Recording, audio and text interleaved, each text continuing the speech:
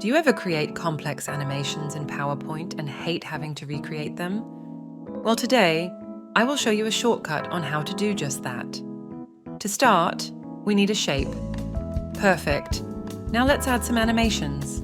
A little bit of this, a little bit of that. Looks great, but now we need to bring the animation from this to that.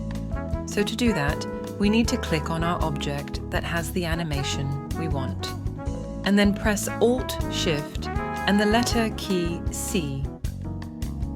This copies the whole animation on the object we have clicked. Then we go over to our new object with no animation and click it. This applies the copied animation to the object we have clicked. And now we have two different objects doing the same animation.